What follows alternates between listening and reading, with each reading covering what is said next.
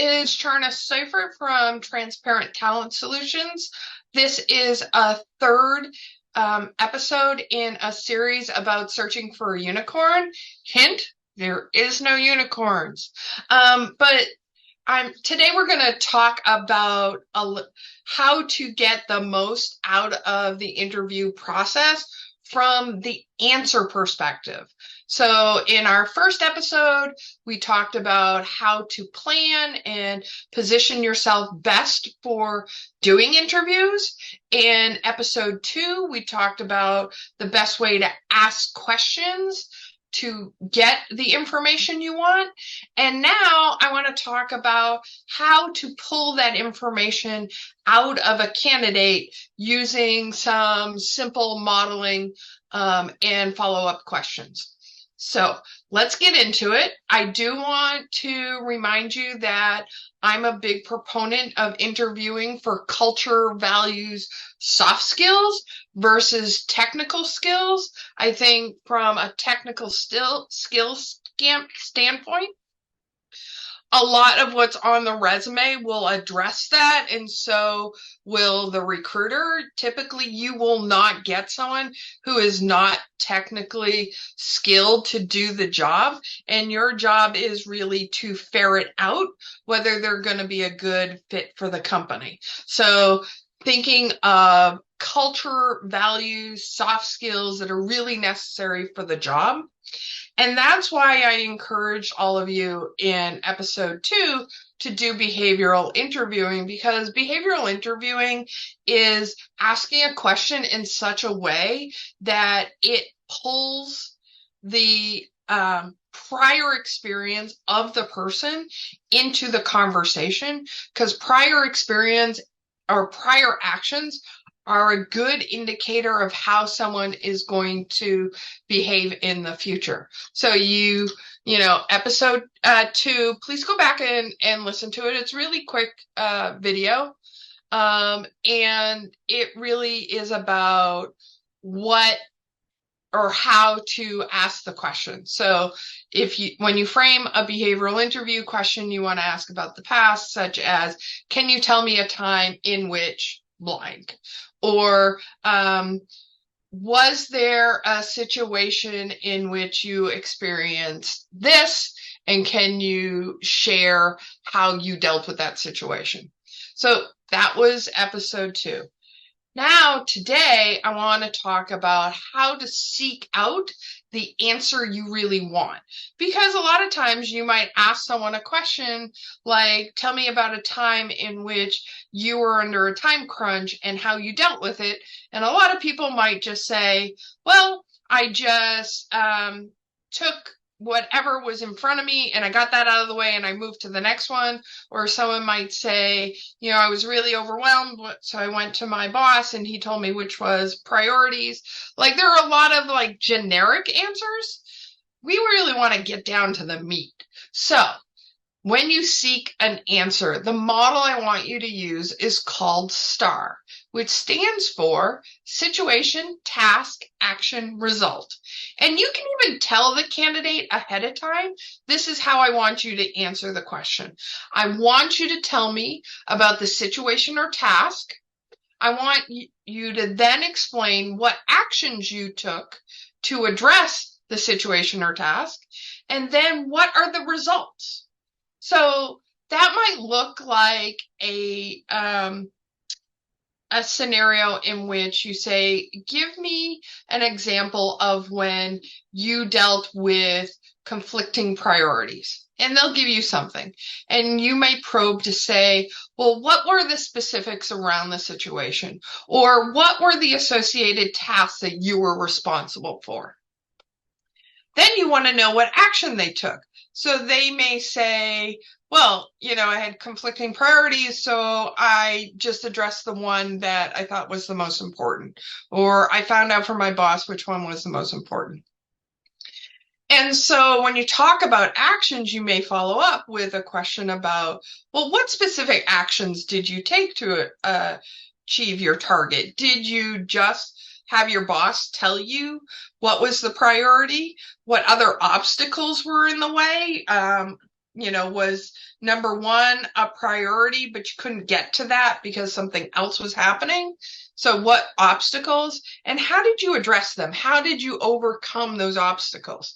So those are some probing questions that you can use in relationship to action, what action they took. Then ultimately we want to know what the results were. Like they may be like, and I finished everything on time, so it really didn't matter what order I put them in, or I did these actions and I finished ahead of time. Like that doesn't give you a lot of information. So you may then probe to say, how successful were you? Or do you really feel you were successful? What were the outcomes? Did you learn anything? Can you tell me about, maybe a follow-up question is, can you tell me about a time where you weren't successful? And what did you learn from not being successful? Is there anything you would do differently? So these are all follow-up questions that you can probe to find out more about the situation or task, the action the person took, and the results. This will give you a much more holistic answer. This also is why in episode 1, I talked about planning. And when you plan out the questions, you have each of your teammates who are also on the interview team asking only a couple of questions. Like you only want like between 2 and 4 questions, because you want to have these follow-up questions to their answer, because very few candidates will give you the complete answer that you want to really be able to decide if they're the right person for you. So limit the number of questions so you can really probe on the answers. And remember the golden rule from episode 1, which if you haven't listened to it yet, please go back and listen to it, which is there should be an 80-20 split on who's talking. So they should be talking about 80% of the time, and you should be talking about 20% of the time. If you're finding that you're dominating the conversation, you're not seeking the answers that you need to your questions. So zip them out and let them talk. And if you're not getting the answers you want, then you can really probe to get some more answers. So I did want to provide you one quick example of how something might be a complete quote. So you ask the candidate, tell me about a time you made a mistake and how you resolved it. And a complete answer would be, I once misquoted the fees for a particular type of membership at a club that I worked. I explained my mistake to my supervisor, who appreciated me coming forward and saying I made a mistake. And he really appreciated my honesty. He told me to offer a waiver to the applicant fee for this new member, which I did. And I felt really bad after the exchange that I made this mistake. And as a result, I learned to pay a lot more attention to details to be sure to give accurate information in the future. And I know I will never make this mistake again. So that would be a candidate answering your question in a very complete way. You can see how you get a lot more information out of the candidate if they're following that format. And it's a hard format if you're not familiar with it. So even if you tell the candidate ahead of time that this is the format you want them to answer, chances are, unless they're familiar with it, they're not going to. That's where you have to be prepared to ask those probing questions that are so necessary in an interview scenario. I just want to wrap up by talking about, after you ask the candidate questions, make sure you provide them time to ask you questions. And honestly, it doesn't really matter a lot how many questions they are. It really matters the depth of the question. If they're only asking about pay and benefits, I'm judging those candidates. Like, in an interview process, they should be interviewing me. They should care about the culture. They should care about opportunities for development. They should care about where the company is going in the future. This is a good time to see if they've actually done any research on the company. So if they say something like, oh, I noticed that the company is looking to go public or something like that, you know they've at least done some research and they're interested in the company. But those questions really give you insight to how interested and how prepared the candidate is for the interview. And then the last thing I'll suggest is never exit out of an interview without letting people know what the next steps are. So please don't act like they've got the job already, but you can say, should you proceed forward, the next steps might be X, Y, and Z. Or I've got a lot of other candidates I'm interviewing right now. And the second stage of interviewing would be meeting with so-and-so and so-and-so, and then a decision would be made. Again, refer back to the first episode in which I was like, limit the stages of interviewing. You should be able to interview and hire someone in 2 to 3 weeks if you plan and have everything aligned the way you want. So after these interviews, if you're doing them all on one day, you get together and you talk about the candidate, and then you can make a decision right away.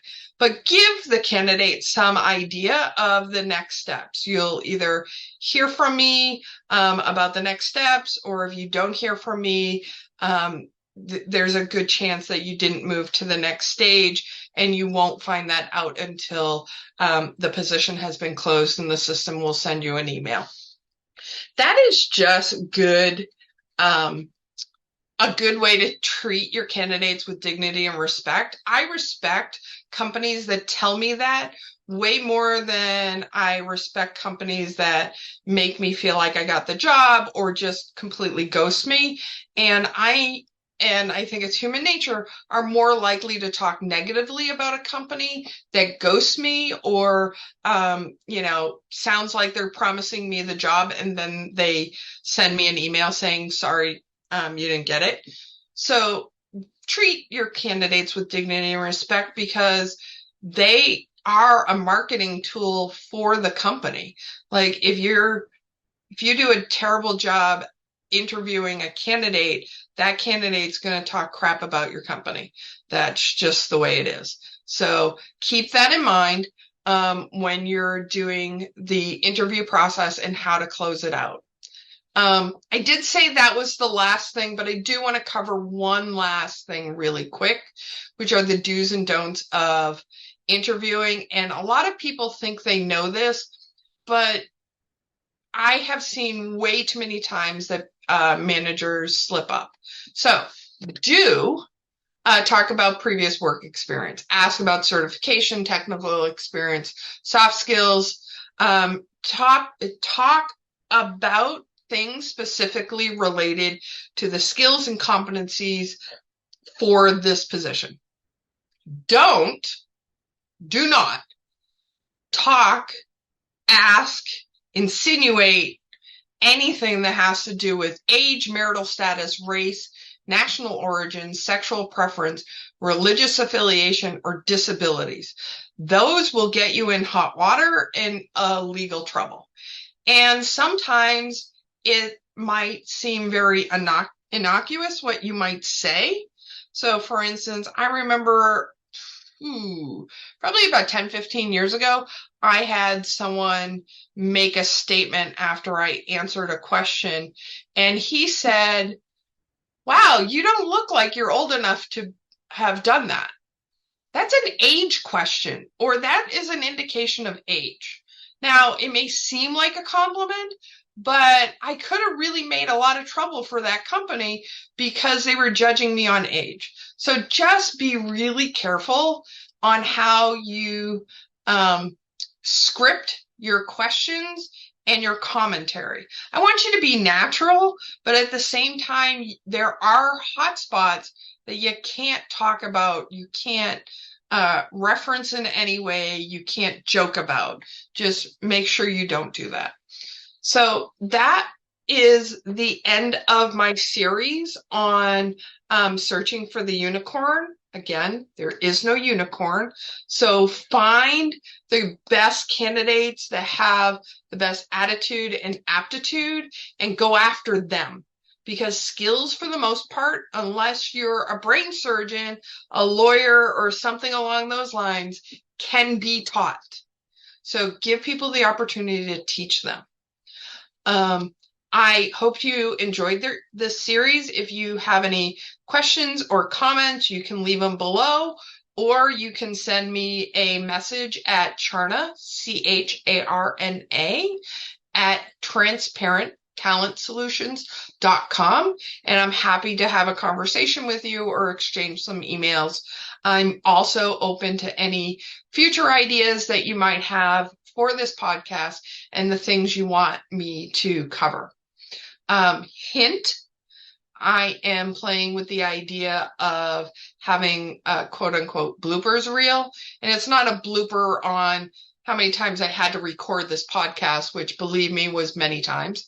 The blooper reel is more on what mistakes managers and candidates have made in the interviewing process. I'm trying to collect a number of people who will share some of their horror stories, and I'm going to string them together. So that should be a very entertaining video. And I hope that you stay tuned with me long enough to listen to that, because I think it'll be fun. Until next time, I hope you all have a wonderful day and you hire some awesome candidates. Take care.